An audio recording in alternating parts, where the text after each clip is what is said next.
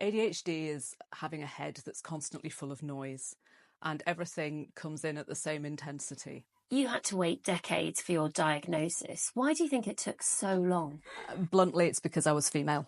There's a stereotype that attention deficit hyperactivity disorder only affects naughty boys. Small white boys, like just running around in class, that is literally all I knew about ADHD. It's estimated that at least tens of thousands of women in the UK could have undiagnosed ADHD. You know there's something, but you don't know what it is. These women have spent much of their lives feeling misunderstood.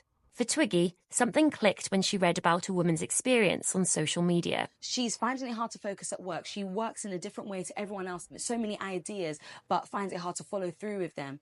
I was like, hold on a second. She had to persuade her GP to refer her to a psychiatrist. When I got my diagnosis, I think I started crying. I felt really relieved and I felt happy at the same time because I thought to myself, so all this time, like it wasn't me. Experts say improving ADHD diagnosis in women is vital, as the longer they go untreated, the poorer their outcomes could be. We are not identifying young women and girls, and as a consequence of that, we know that they are more likely to experience anxiety, depression, and socioeconomic poorer outcomes. Women who hide their symptoms well can also be misdiagnosed or simply missed. You learn to suppress who you are so that you can look like a normal person. And then I had a baby, and suddenly that extra pressure, the sleep deprivation, all the wheels fell off. And when he was 3 years old, I had a nervous breakdown. Hester and her husband have both been diagnosed with ADHD, but they say while his journey took months, hers took years of doctors not listening. He was taken seriously. He wasn't doubted. At no point did anyone say, oh, could you just be anxious? This sounds like anxiety or depression to me. Here, have some tablets. You had to wait decades for your diagnosis. Why do you think it took so long? Bluntly, it's because I was female. And I was, in fact, told that by the nurse that actually did finally do my diagnosis. She said, if you'd been a boy, you'd probably been diagnosed when you were at school. Researchers found girls tend to be missed because their symptoms are more subtle, less hyperactive, more inattentive. Boys are therefore 3 to 4 times more likely to be diagnosed in childhood.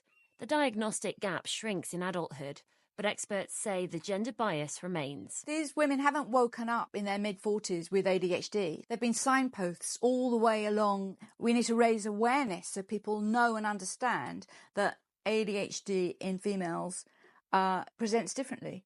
They need to know that they can't look for the boisterous boys. They've got to look for something different. And that needs to be done in educational settings, across healthcare practitioners. While a diagnosis brings answers, it raises questions about what could have been.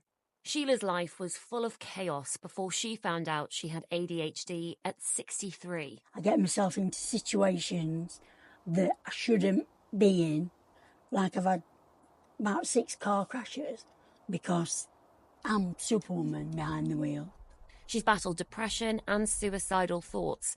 Her impulsive behaviour meant she struggled to work or take care of her children. I bend over backwards for my kids, but I wouldn't have done then. It was all about me. They've turned out amazingly well, but I'm sad that they've done it in spite of me and not because of me. All the women we've spoken to say their diagnosis has improved their lives. For some, medication and therapy has helped. For others, all they finally needed were answers. ADHD is very much still there. It's me. It's a part of who I am. But now I'm able to manage it more. Things that I used to berate myself for and hate myself for, I now kind of laugh when it happens. Before, I was like a volcano. Now I'm more like a mountain.